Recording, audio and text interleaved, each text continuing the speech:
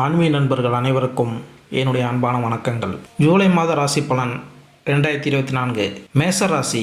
மேசராசி அன்பர்களே, மேசராசிக்காரர்களுக்கு 10ஆம் வீட்டின் அதிபதியான சனி அதன் முக்கிய ராசியான கும்பராசியை 11வது வீட்டில் இருப்பதால் உங்கள் பணியிடத்தில் நீங்கள் அழுத்தம் கொடுப்பீர்கள். இருப்பினும் நீங்கள் இந்த சவால்களை உண்மையான மனதுடன் ஏற்றுக்கொள்வீர்கள் மற்றும் மிகவும் கடினமாக உழைப்பீர்கள்.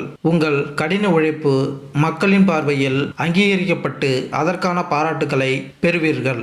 உங்கள் வருமானம் கூடும் மற்றும் பதவி உயர்வு பெறுவதற்கான வலுவான யோகங்கள் உருவாகும்.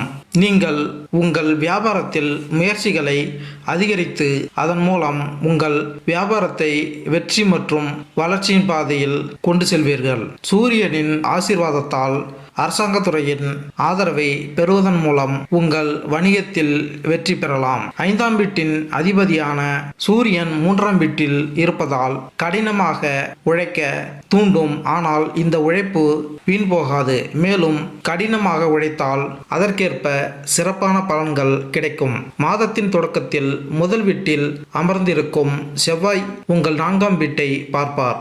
இதன் காரணமாக சில சிறிய டென்ஷன்கள் ஏற்படலாம். ஆனால் செவ்வாயின் அம்சம் உங்களுக்கு ஏதேனும் சொத்துக்களை வழங்கக்கூடும்.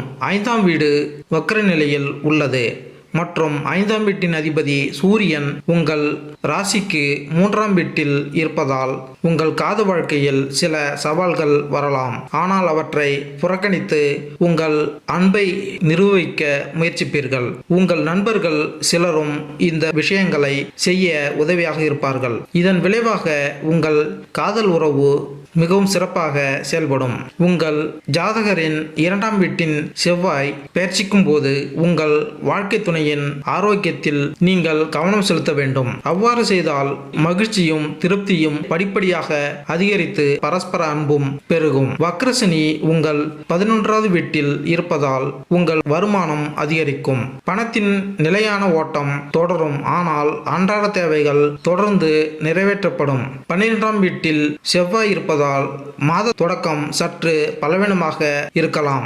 அதனால் சிறு காயம் ஏற்படலாம் அல்லது எந்த வகையான அறுவை சிகிச்சை செய்தாலும் அவதிப்படலாம். சனியின் வக்கர நிலையில் 12ஆம் வீட்டில் இருப்பதால் உங்கள் ஆரோக்கியத்தில் ஏற்றத்தாழ்வுகளை சந்திக்க நேரிடும். முக்கியமானதாக இருந்தால் பெரிய பிரச்சனையில் சிக்காமல் இருக்க தகுந்த மருத்துவ சிகிச்சை எடுத்துக்கொள்ளுங்கள்.